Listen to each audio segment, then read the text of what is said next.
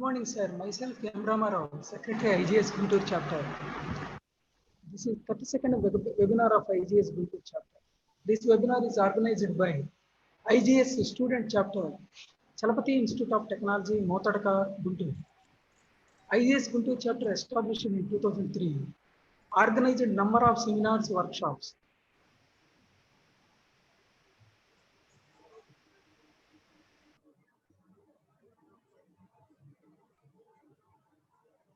Being IGC 2009 National Conference at RVR. I am thankful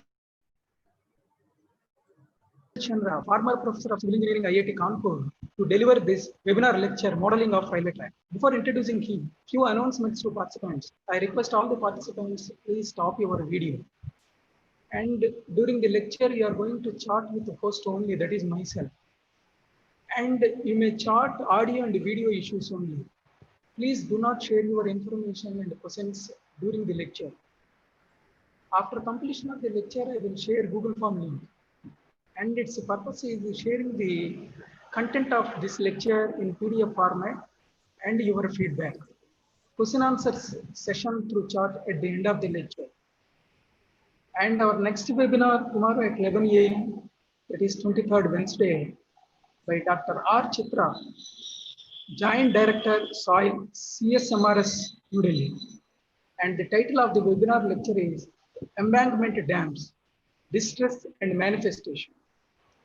Now I invite Professor Polla Nagasrinivas Rao, Professor, Chalapati Institute of Technology, and advisor to IGS Student Chapter, to introduce the speaker.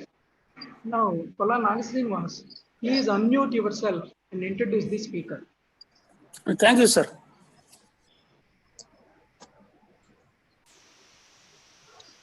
Good morning to you all. Welcome you all to 32nd webinar of IGS Guntur Chapter, organizing by Chalapati Institute of Technology, Motadaka, Guntur, IGS Student Chapter.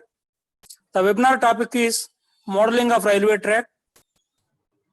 It gives me great pleasure in introducing the resource person of today's webinar, Dr. Sarvesh Chandra Garu. Dr. Sarvesh Chandra Garu, former professor, Department of Civil Engineering, IIT Kanpur, has a long professional career. He started his teaching from University of Roorkee in 1980 and joined ASEAN Institute of Technology, Bangkok in 1983. In 1987, he joined IIT Kanpur as faculty and served there for 30 years. He has published extensively in national and international journals and conferences and supervised several doctoral and master's students. His research interests include soil structure interaction, modeling of ground improvement techniques, underground openings, and railway track modeling. He has been a co-editor of Indian Geotechnical Journal and has been a reviewer for many international journals. He was an active member of Southeast Asian Geotechnical Society during the period 1983 to 87 and was a member of Information Advisory Committee of International Society of Soil Mechanics and Foundation Engineering during 1985 to 1989. He has been involved with many consultancy assignments and has traveled extensively. I express our heartfelt thanks to Dr. Sarvesh Chandra Garu on behalf of IGS Guntur Chapter and Chalapati Institute of Technology, Motadaka, for accepting our invitation to give this webinar. I also express our thanks to Dr. M. Ramarao Garu, the Professor and HOD, RVR JC College of Engineering, and IGS Guntur Chapter Secretary, EC member of IGS, for conducting this webinar. Thank you, one and all.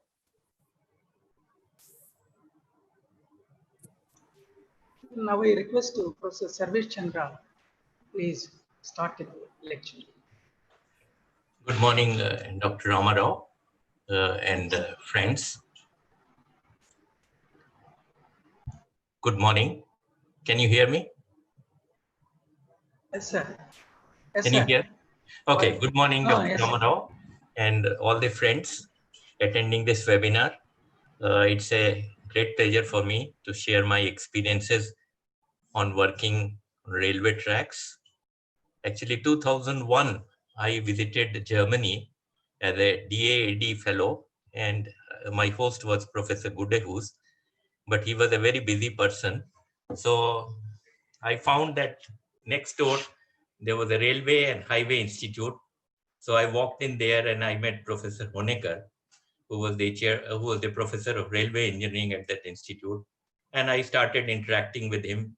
So my interest in railway track design actually started initiating there in 2001, and I have been working in this area since then. So right from our childhood, we were very fascinated by trains. In those days, in small sleepy towns, the only major activity was going to a railway station and watching the trains moving. The aircrafts were very common and the highways were not there. So in our childhood days, we have seen these kind of engines. Now the picture has changed and we have high speed rails moving like this. And you have the trains carrying much heavier load and much heavier, much faster speed and so on. So uh, I think many of you are aware that we are going in for this bullet train between Bombay and Ahmedabad, and we have several other routes planned, and the targeted speed is about 320, 330 kilometers per hour. Our Shatabdis run at about maximum speed of 150, 160, and the operational speed is about 120 to 130 kilometers per hour. And yesterday we had an interesting lecture on this rapid rail transport system between Delhi and Meerut, which is going to be designed for 160 kilometers. So this has changed a lot of things, like the requirement on the locomotives, the tracks, design of bridges, and so on and so forth. And you see, I start with few basic things like, the most important consideration when we are talking about a railway project is economic consideration. So initial cost, the maintenance cost, and the total life cycle cost. Then we also have started worrying about these environmental aspects, that is the noise pollution, the vibration impact, and so on. And one very important thing which many of us realize after having traveled in high-speed trains in different countries is the riding quality. Now, many of you may not know that the train doesn't move in a straight line. Actually, it follows a sinusoidal path. And that is because of the clearances which are there between the wheel and the rail. And it allows the train to sway laterally also. So while it is moving in the forward direction, it is also swaying. And therefore, the ridership quality gets affected if we have large clearances, and also if the deflections in the railway tracks are very large. So we have to have now smaller deformations, smaller these clearances, so that our ride becomes more comfortable. So we are also now started worrying about this comfort and safety. Of course, the coaches are being, and as you know, in Germany, there are coaches which get tilted on the curves so that if you are drinking your coffee and keeping it on the table, the cup will not fall. So the tilt will adjust the centrifugal force acting on the bogie and so on. So basically, if I briefly talk about the history, we started with timber sleepers. The maximum speed was around 30, 40 kilometers per hour. And now we are talking about 320, 380 kilometers. So there is a almost 10-fold increase in the velocity, and the axle load also has increased. And so we started with timber sleepers, cast iron sleepers, steel sleepers, RCC sleepers, composite sleepers, and then now it is talk about ballastless track. Now ballastless track is slightly expensive in the beginning to make, but later on it turns out to be cheaper if you look at the overall cost of the life cycle, because there is very little maintenance required in that slab track things. So wooden sleepers, and very interestingly, near Karlsruhe in Germany, they have a test track, which is a running track, and they have used all these different kinds of sleepers there, different shapes of concrete, different box type, and concrete frame sleepers, white concrete sleepers, and and this track over a distance of about 2 kilometers is very highly instrumented. So one can actually go and measure the settlements, the stresses and in different layers and so on while the train is running. So it's a running track and every day trains are running and you go there, connect your computer and you can observe those things. Unfortunately, we do not have any such test facility in our country. Now, this is the slab track, which is becoming slowly popular in our country. And of course, this is fiber reinforced plastic sleepers. Now, the slab tracks are being used, you know, in tunnels in this high-speed rail network. This RRTS will use this slab track and in the tunnels and metros. But if we have to really go for high-speed rails, that is the option we have. So in the slab track business, what we have is that we, just one minute. Yeah. Rails being supported by sleepers resting on a slab bed, preferably of concrete. And as I mentioned, light rail transit system, tramways, tunnels, and metro lines in India.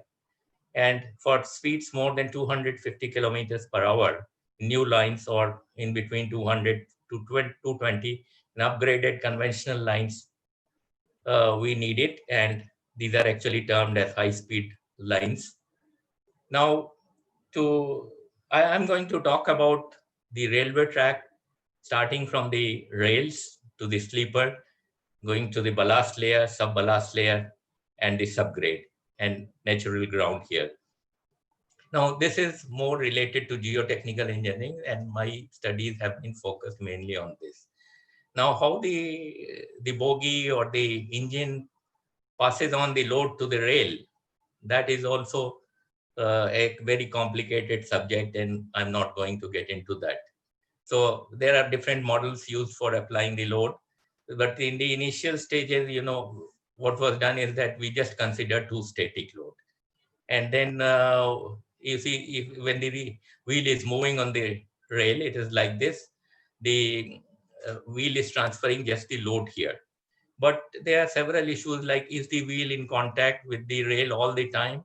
What happens if it jumps? What happens if it slides? What happens if the friction is less, and so on and so forth. So now, in addition to this vertical load that is being transferred to the rail, as I mentioned, due to the clearances between the rail and the wheel, about 15% of this vertical load also gets transmitted in the horizontal direction to the rail. And that is mainly taken care by these clamps which are provided while attaching it to the sleepers.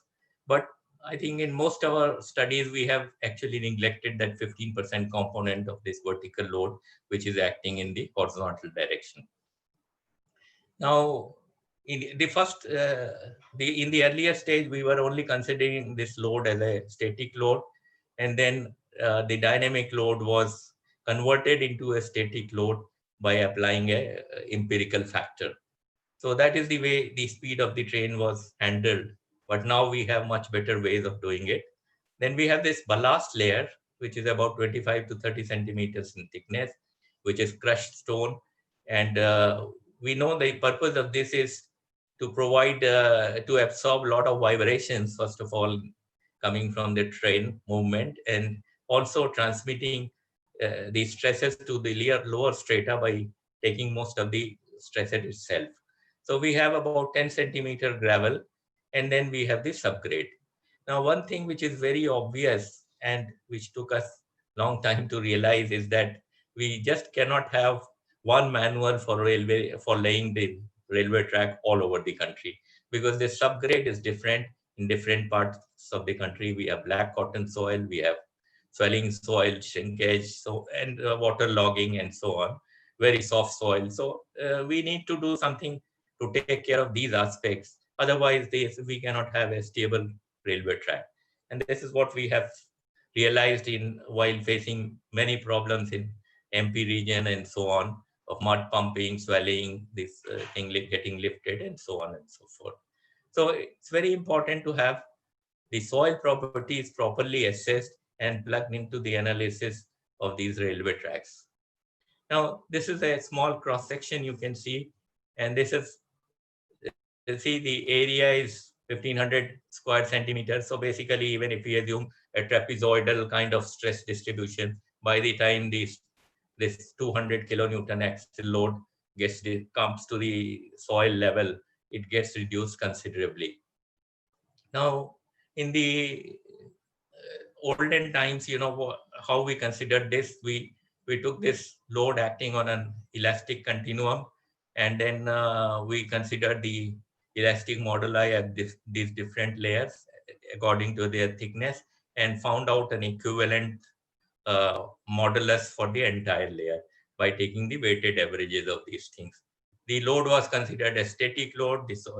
All this ballast, sub-ballast, everything was included in that equivalent modulus that we have.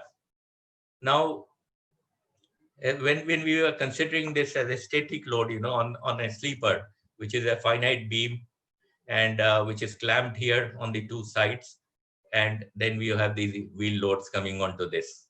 So this is the kind of stress distribution which we assumed that but according to one American study, US Army has a website in which you have a lot of information given about how to lay the railway track.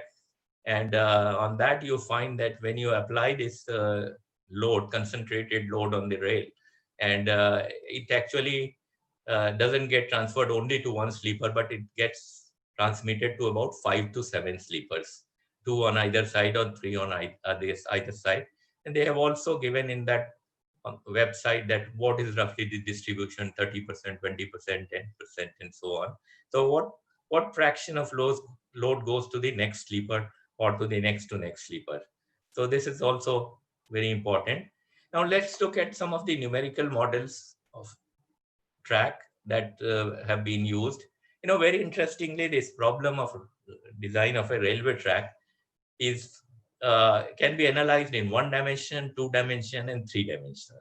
So this is in a way, it's a unique problem that you can consider this as an infinite beam supported on these sleepers, which you can consider as infinite number of Winkler springs and so on. And if all these 3 layers properties can be clubbed into that Winkler's medium kind of thing, and you have the stiffness of that, then you are very happy analyzing it as a beam resting on elastic foundation with either a static load or a moving load. That is the way we can handle it. The other situation is that we consider it as a plane, any cross section perpendicular to this direction that I've shown in figure 1. You have the sleeper and then these 2 loads, and there could be a failure, typical rotational failure that we are quite used to either in this direction or in this direction, as we have handled many geotechnical engineering situations. So it can be considered as a plane strain problem. And then according to the US Army website, that this load gets distributed to about 5 to 7 sleepers. Therefore, you need not consider it as an infinite length in that direction. You can take about 7, 8, or 10 sleepers length in one direction, and then you have the width and the depth. So it becomes a 3-dimensional problem. So many times it is being handled as a 3-dimensional problem as well. So that's very interesting thing about it. You can use 1-dimensional analysis, 2-dimensional analysis, and 3-dimensional analysis. So some of the most critical work that I would like to mention here is about Matthews, 1958, analyzed the dynamical problems of vibrations of a beam resting on elastic foundations. It was subjected to an alternating load whose point of application was considered to move along the beam at a constant velocity. Now, this is one way of looking at it, that we have a load which moves at a constant velocity, but there is another way that the load starts increasing at a particular point, reaches a peak, and then it starts decreasing. So it could be considered as a sinusoidal load moving at a particular speed. Now, Freiberg's work 1972 is very much quoted, and in fact, he wrote a book also on this subject. That he studied the infinite beam subjected to a moving load, and the solution for infinite beam resting on Winkler medium can be found out in his book there. Then Duffy, 1990, studied the response of an infinite railroad track when subjected to a moving and vibrating mass. The railroad track was modeled as an elastic beam lying on a Winkler foundation. And when we consider this Winkler medium, we have to find the modulus of subgrade reaction for ballast, subballast, and subgrade and so on, and then find out an equivalent ballast modulus for all these three layers. Then actually Chang in 1972, he developed a three-dimensional multi-layer railway track model named as GeoTrack, and he took ballast and subballast layer, and the impact of applied loads, thickness, and properties of the ballast was evaluated. In 1994, Lee used this model to establish that deviator stress in the subgrade decreased with increase in the thickness and residient modulus of the granular layer. Then this work was carried out at IIT Kanpur by Professor J.T. Sahu, and under the supervision of Professor Kameshwara and Professor Yudhbir, and this is considered to be a classic work in this direction. And this was considered to be the model there, and a finite element study was carried out. And these are some details how this was modeled.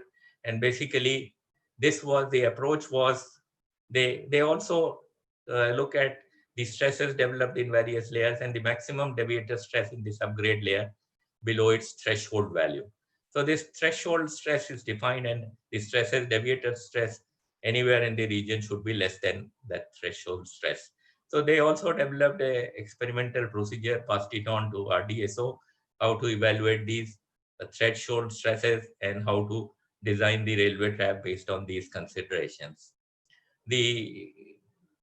It's a classic work, but the only limitation I would say is that this is based on the stress control, and nowadays we are more worried about deformation, so we should have deformation control models which would be better suited for the present day scenario. Now when we talk about this was another effort done by Professor Chandan Ghosh way back in 2001, and under the supervision of Professor Madhav. And what they did, that there is a beam here, and the modulus of subgrade reaction actually starts varying. It is smaller here, and as you go further here in this direction, this increases like this. And the reason, or this, it follows either a linear path or one of these two non-linear paths which are shown here. The idea was that the soil in the middle portion becomes weaker because of the concentration of water. The water which is closer to this edge will probably get drained out, and therefore there is some kind of softening taking place in the middle, and this model incorporated that in the analysis. Then 2002, one of my master students started working on this, and we took this load moving with the velocity here. We considered the rail as an Euler-Bernoulli beam. And then I think one very major thing that we had realized ever since working in this improvement of ground improvement models is that it's better to model ballast and sand and things like that, non-cohesive materials, by shear layer, Pasternak shear layer. And a very classic work was done by Professor Madhav and Purushav, and presented in the paper. So we continued with that. So anytime we saw ballast or subballast, we tried to model it with a Pasternak shear layer. And then there was these Winkler springs. So in fact, you can say that this is a slight extension of Freiberg's work. Freiberg did this for just on elastic springs. We introduced this Pasternak shear layer here, and then we did the analysis. And the response of the foundation was attained analytically, and we got the closed form solution, a very complicated closed form solution using complex variables and so on. And two major things came out. One is that in this two layer, how to define the critical velocities. So critical velocity for Winkler medium was well defined, but for two parameter model, we had to do some effort to define the two critical velocities for layer 1 and layer 2. And actually, we varied the speed from critical to subcritical and supercritical velocities. And something very interesting came out, that when we were talking about the subcritical speed, the load was here on the right side and the deflection followed the load. But in the critical state, of course, we don't want that. But if we go to this supercritical velocities, then what happens that if the load is here, the response of the system is little ahead of it. This was something very interesting observed by this work. And then you see this professor, Dr. Preeti Maheshwari, is now a faculty at IIT Roorkee. She did her PhD at IIT Kanpur, and we developed, extended this Hetnes model, which actually provides a Winkler, provides a beam to connect the springs, and there's another layer of springs on top of it, and then we have the actual beam there. So there is a hypothetical beam suggested by Hetne in his model, whereas we thought that we can have this beam actually placed there, which could be a geogrid with little bit of flexure, rigidity, and so on. And we also incorporated that the height above and height below in the shear layer can also be incorporated in the model. So this was suggested, and then she considered a moving load, and it was a good work, but at that time the limitation was that we could not consider damping in this particular model. Then as far as this two-dimensional analysis is concerned, one of my master student did some work in 2005 and suggested a rotational failure about a point just below the end of the sleeper, and determined this critical failure surface. And the required depth of the granular field was found to be inversely related to the shear strength parameters of the soil and highly influenced by the foundation coefficient. Now, 2012, again, Professor Kameshwar and one of his students, Basu, they published an excellent paper where you see the ballast, sub-ballast, and the subgrade were modeled with one spring and one dashpot. So this is another representation they used for representing the ballast, sub-ballast, and the sub-base layer. And then in 2012, one of my master student, we used this American Army concept that the load gets transmitted to 5 sleepers. So the wheel load was transmitted to this, and then we applied this as a static load. And of course, we had this ballast represented by one shear layer, sub-ballast by another shear layer. And to incorporate the settlement of this, we included a set of springs.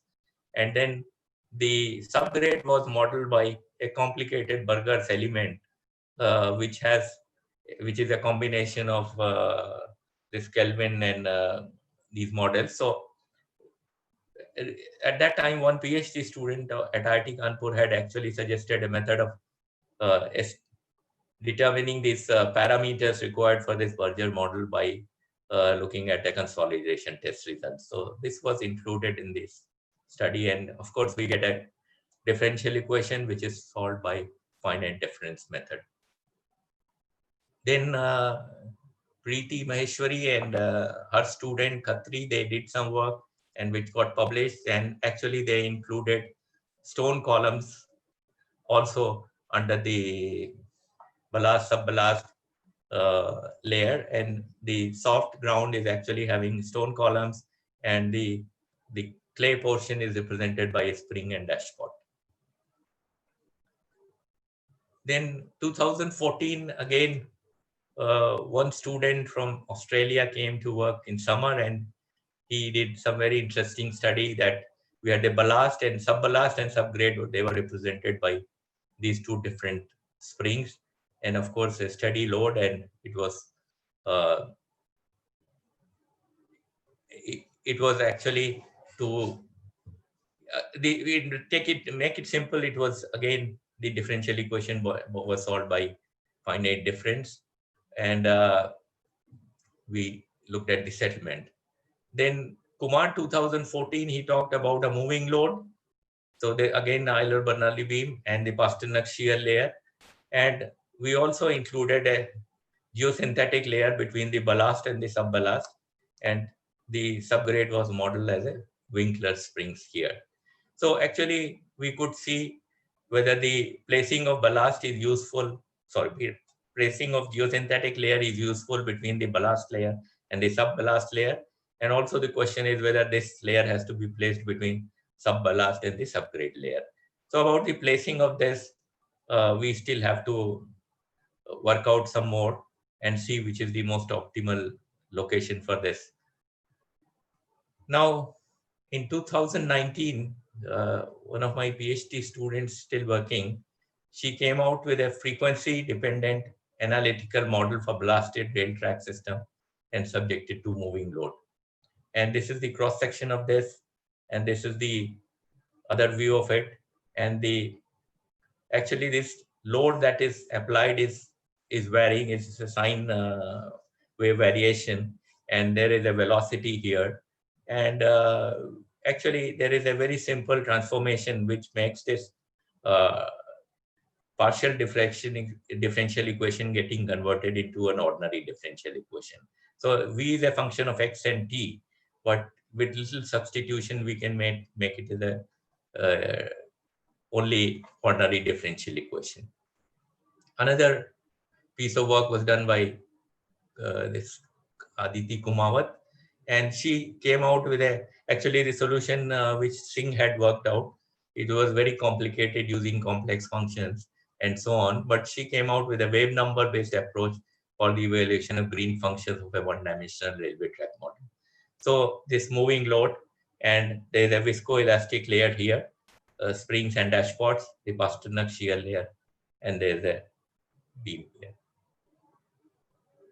Now, this another student of Dr. Maheshwari did this work, and these are actually 4 loads which are applied here. The distance between these 2 loads, this is how the loads are transmitted.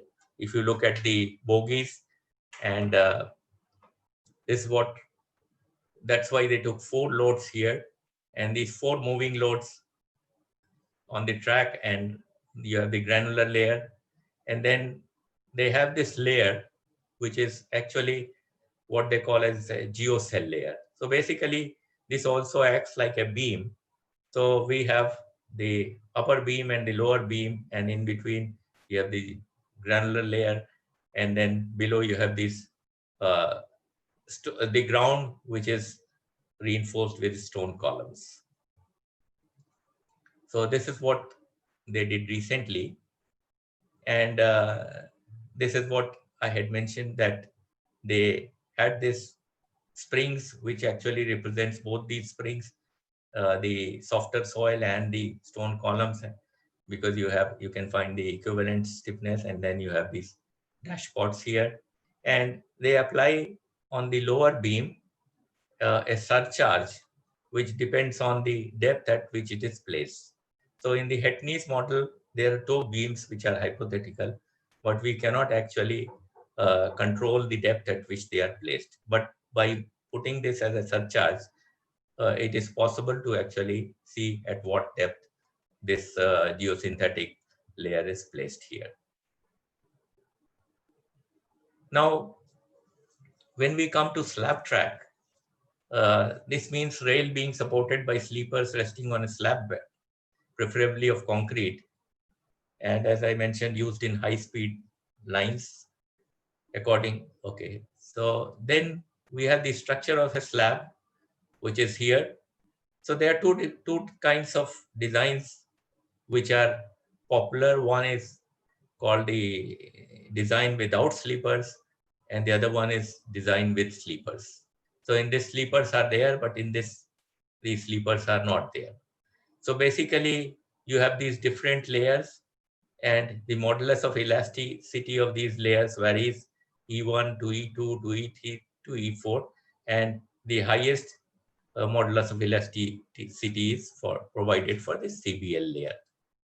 Okay, so there are different techniques which are adopted for laying out these slab track things, and they are what we are going to follow in this Bombay Ahmedabad route is the Japanese technology, and but there are German technologies available. Even China was trying to get into this technology, bringing their technology to India.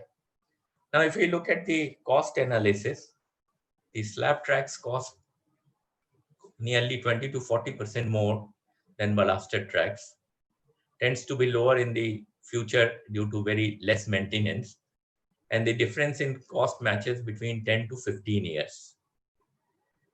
Now, LCC analysis by Kondapalli and below shows that 7 to 11% saving can be availed in ballastless tracks. And this is the figure that they show here, that initially the slab track may be costlier, but there is a time, 20 years, when the cost becomes equal. And then if you go to about 50-year cycle, it comes out to be cheaper, as you can see here. So it's a good idea going to this slab track for at least high-speed rail networks. But at the same time, railways are also thinking about,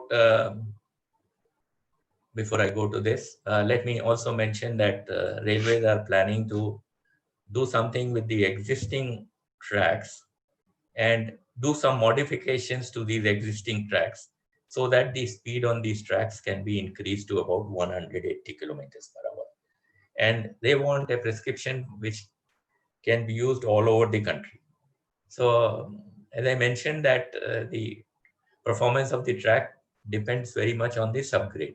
So obviously there cannot be one solution which can be adopted throughout the country. So what actually they were looking for about 3-4 years back is that some technology by which the existing track can be upgraded, and so that the trains can run at about 180 kilometers per hour. And this was given to IIT Kanpur as a project, and we were negotiating, and then by the time it got sanctioned, we were told that there is a slight correction in this whole thing, that now instead of 180, they want 280 kilometers per hour. So first of all, it is very difficult to suggest a uniform solution for everything, but between 180 to 280 will make a lot of difference in our approach that we have to.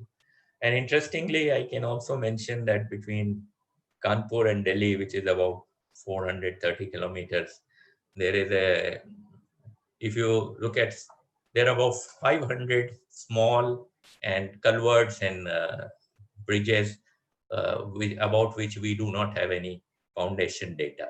So there is no data available about the kind of foundation you use for these small bridges. And therefore, to strengthen the existing track without knowing the conditions of these bridges will be extremely difficult and almost impossible, because you don't know what kind of risk you are taking. So I think, and also interestingly, we do not have any test track available in the country. At least it was not there 2 or 3 years back. If I'm not aware if it has been recently added, where we can actually look at the performance of the track when the train is actually moving at the maximum speed which they are running at, and observe the behavior of the ballast, sub-ballast, and subgrade. So no instrumentation is available. Therefore, the kind of models that we have developed, we do not have anything to verify with, at least in the field, number one. Number two is that we do not have much data on the properties of the ballast, and we have not tested those in our laboratory to get those, the modulus, shear modulus values of layer 1, layer 2, and geosynthetics interface. What is the interfacial friction angle between ballast and geograde that we are placing? And all those parameters which are needed for these models are not available, and we could not do any verification with the field conditions.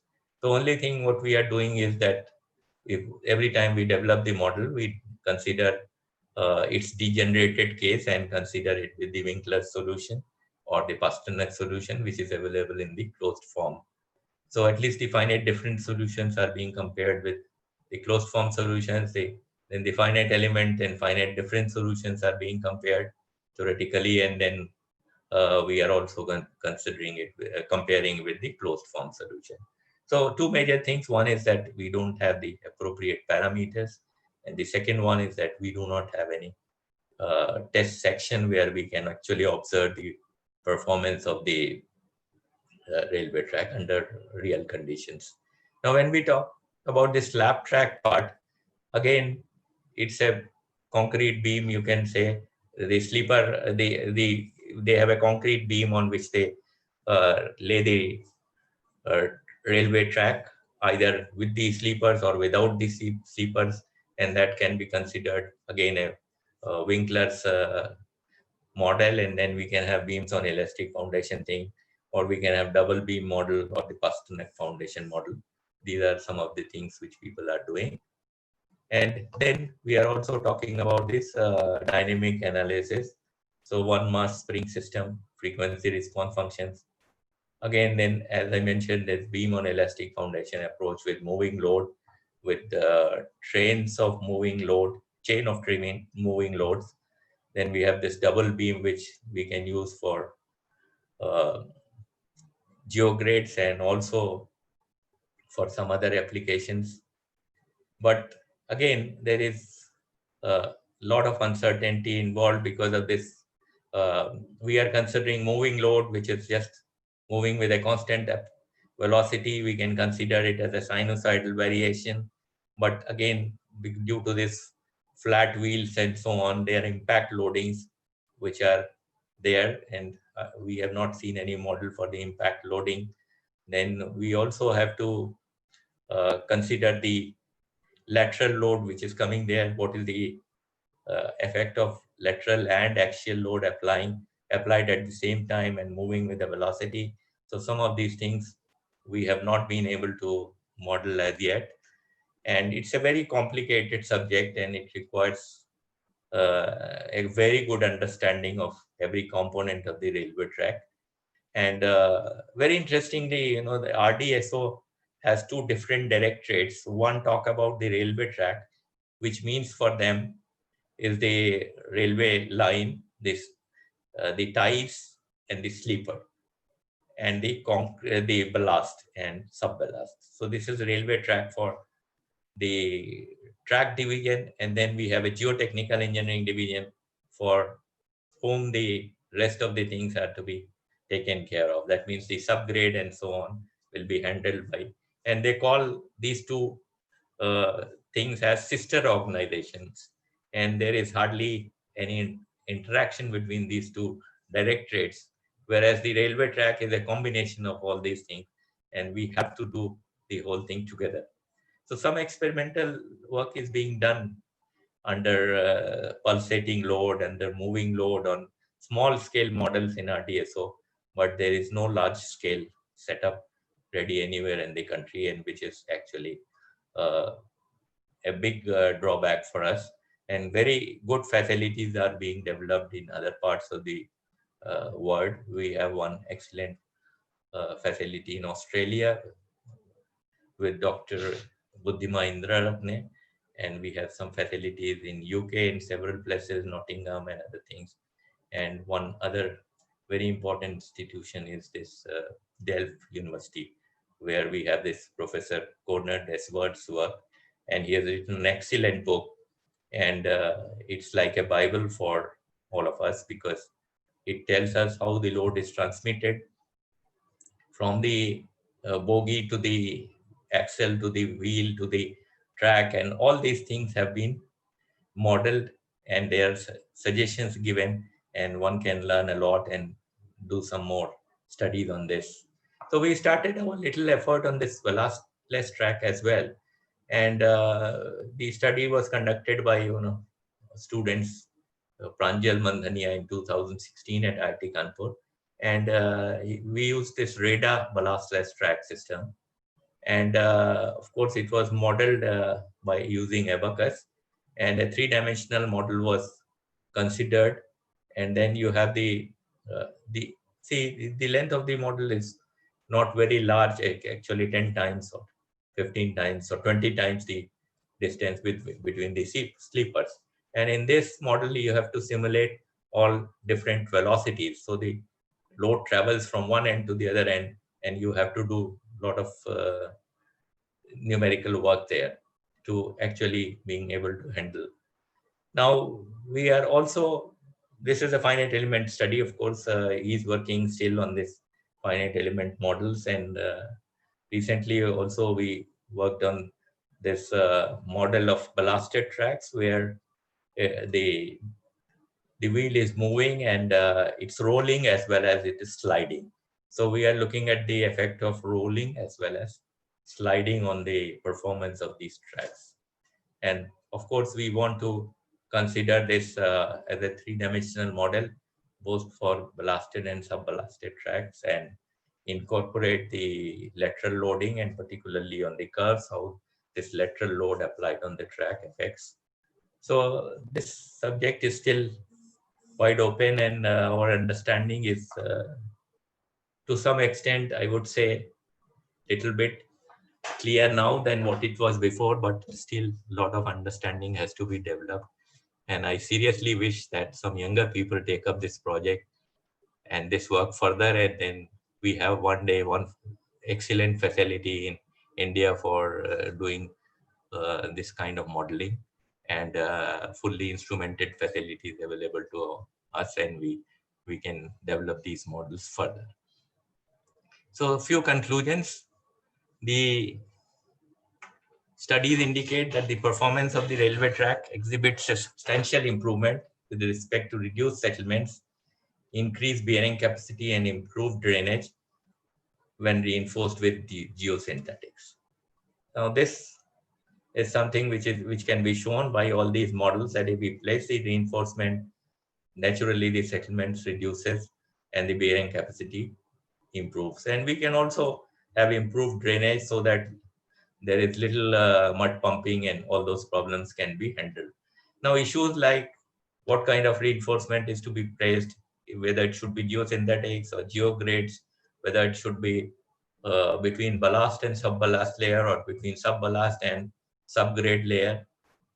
These are to be thought over very carefully, and in my opinion, these are all site specific, because if the ground is very soft, then you will have a lot of penetration of this ballast and sub-ballast layer into the soft ground, and then the maintenance cost goes up, because we have to again come and just shuffle the ballast layer and properly align the reinforcement again, and that increases the maintenance cost.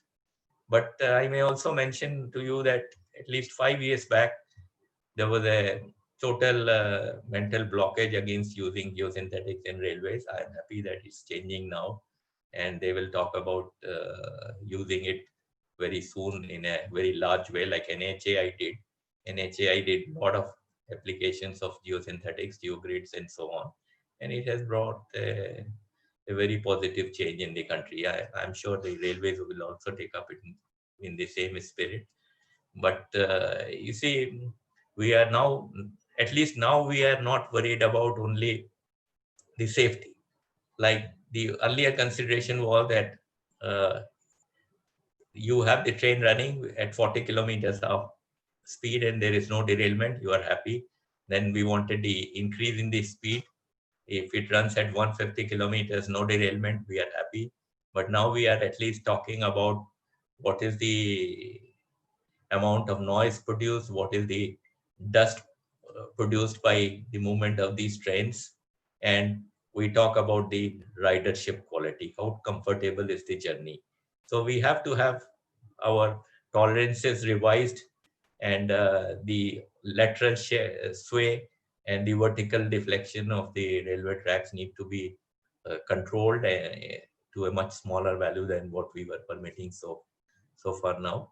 So overall, and then we have to worry about the not only the initial investment in geosynthetics or geogrades or anything like that, but we should worry about the overall life cycle cost of the whole track.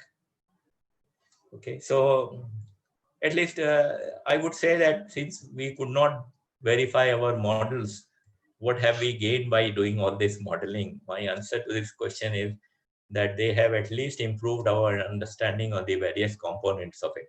For example, if you increase the thickness of the ballast from 30 to 40 centimeters, it's not going to make that drastic change in the performance.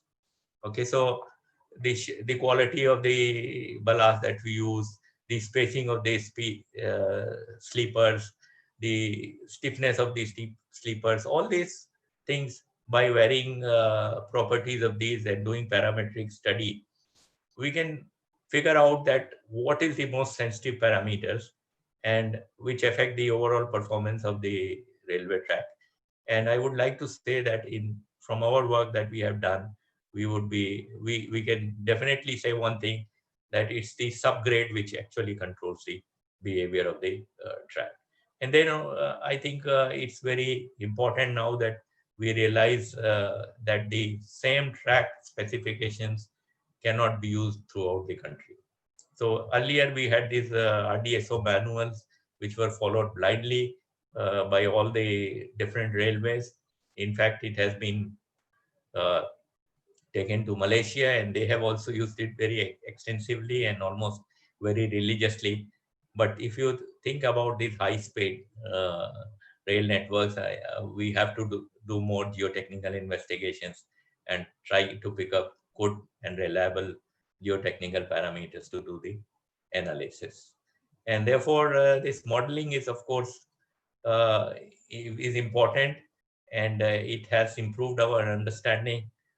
And we have to find the viable solutions. If we have a really poor ground, then we can think about this, putting stone columns, strengthening it, putting this geosynthetic layers, geogrades, and we have to improve the subgrade so that it is able to take the vibrations and the loads which will come up because of the increased axial load and the velocity that, or the speed that we have.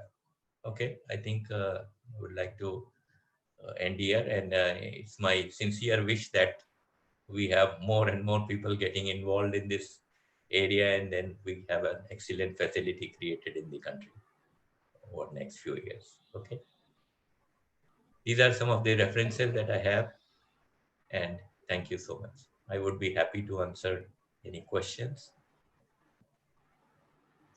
Thank you, sir, for the excellent lecture. Before question answer session, I will share Google Form link.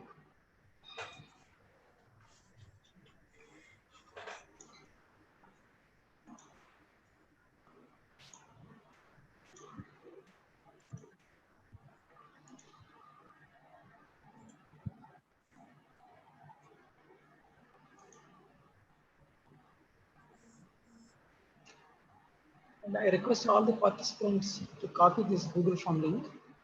And its purpose is sharing the PDF content of this lecture and your feedback.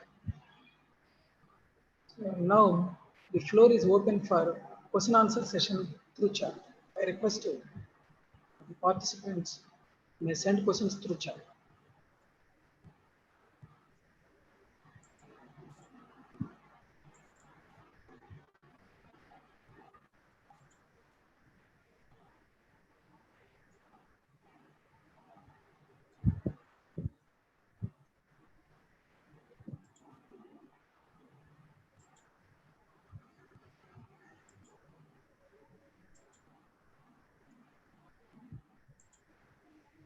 So, Sarvesh, can now Yes, you can start your video so that my video stopped. you can start video. Okay. Yeah.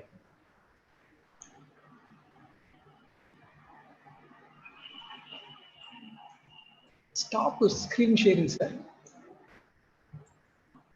All right.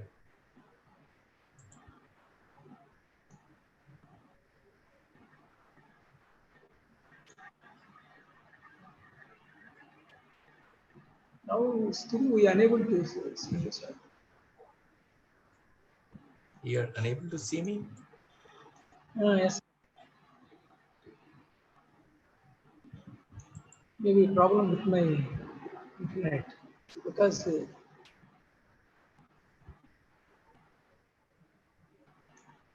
any questions? Yeah, I can see one question.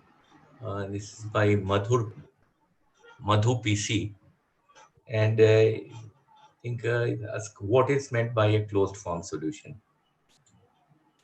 Now, closed form solution is something which you actually get by using your knowledge of mathematics, the analytic, what we call as this analytical solutions, right?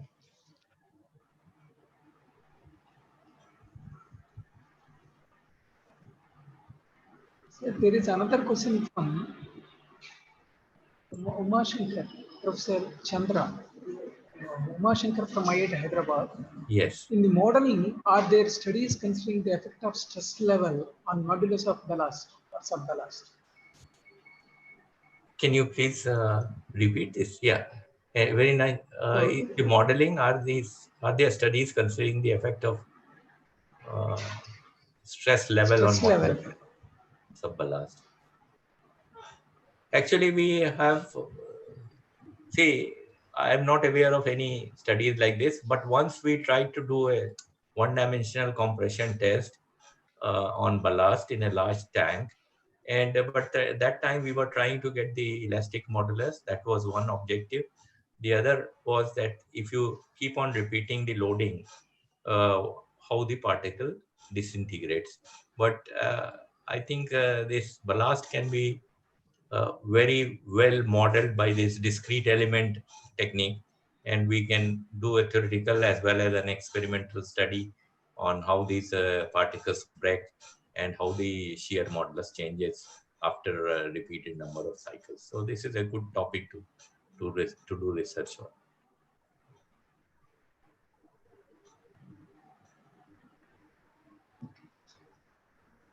Sir, there is another question from Dola Roy Chaudhary. Several trials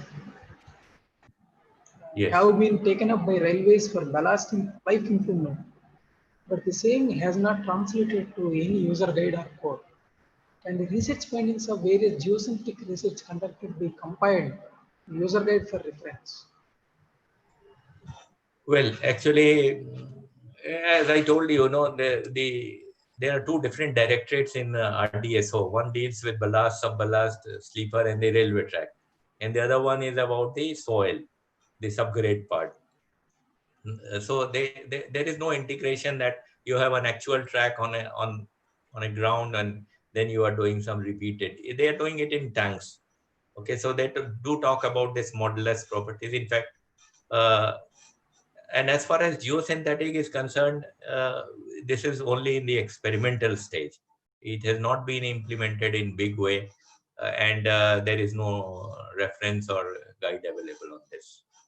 And we are not able to promote it much because we have not verified our studies, model studies with any experimental data or field data.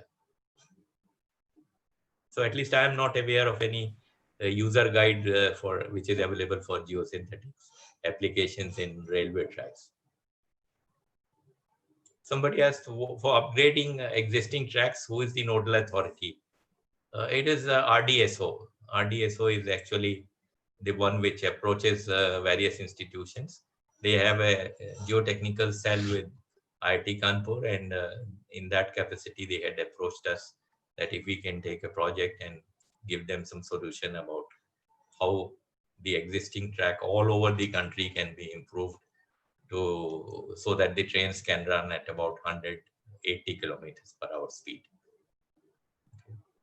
And for doing that, what we suggested that we want 1 kilometer stretch and we want the properties of the existing track material, and then we will do and if you can do some instrumentation for us, then we will be able to use our model, predict certain things and verify.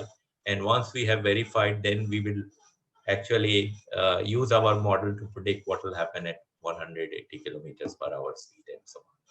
But somehow that project could never get materialized. Yes, I think Mohan Ramanathan says that there are new systems for strengthening existing tracks like helical screw piles, mini stone columns, and soil mixing. We get these incorporated. Any suggestion? You see, these techniques are there. I'm not saying that these cannot be improved, but You see, one situation is that you have a stretch of 500 meters or 300 meters and you want to just improve that. But imagine if you have the kind of rail network we have in our country, can we really think about doing this kind of thing for, let us say, 500 kilometers length? And the biggest problem with railways is that they want everything to be done without stopping the train even for 1 hour. The train should always be running, whatever they want to do. Okay, so they normally don't take shutdowns and they don't let you work. And you have to have techniques which can be implemented now. All these helical screw piles, or I think mini stone columns, strengthening, of course, is existing tracks is possible. But what about existing bridges? We don't know the foundation details and so on. What is the condition of the masonry or the concrete or whatever there is there, which was laid about 70, 80, 100 years back. We don't know when. So that is the problem. And we cannot say for sure that, yes, we can do this and the trains will run without any problem for 180 kilometers.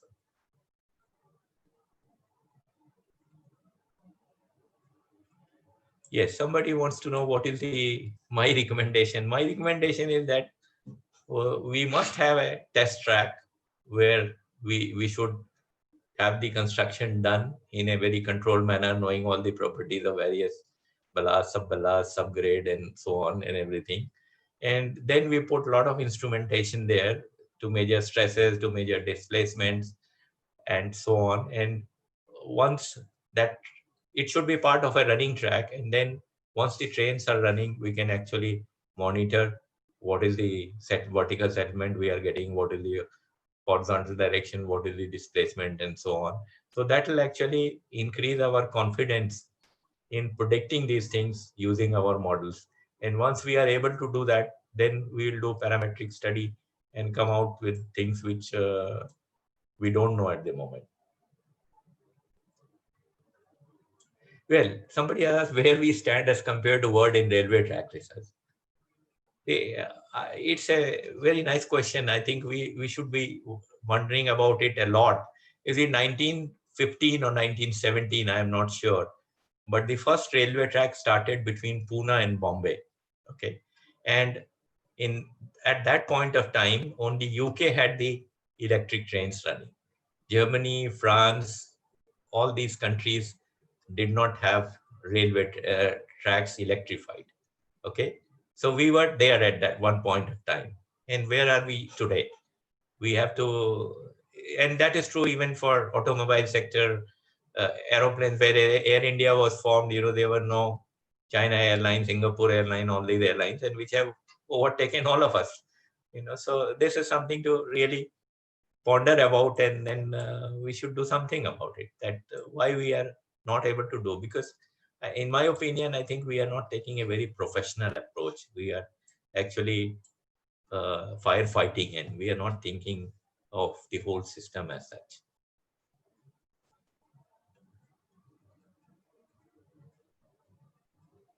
I think I mentioned about this Freiberg's book. It is given in the appendix, in the reference section of the lecture which I gave. Can we replace traditional ballast with concrete slab in all future proposed lines? See, just replacing ballast with concrete slab will not help you, because you see, ballast has certain advantages also. It gives you flexibility. It absorbs a lot of shock, right? The vibrations are absorbed by ballast to a very large extent. But if you're just putting it on the slab, then you have to have the several other layers which are used in the ballastless track. You just cannot replace ballast by a concrete slab. That is not possible. Because what will absorb the vibration? A lot of vibrations will be transmitted to the ground. Okay. It provides flexibility, first of all. The whole structure is little bit flexible. It can move little bit, and at the same time up and down, and also in the horizontal direction. And it absorbs a lot of vibrations. So ballast have their own purpose. I would not just like to replace it by concrete. All right. So thank you, sir. There are no further questions. Okay. I am thankful to Dr. Sarvesh Chandra and also participants for lively question answer session. So thank you one and all. Thank you. So we'll meet once again tomorrow at 11 a.m. All So right. for the next webinar. Thank you one and all. Thank you. Thank you, everybody.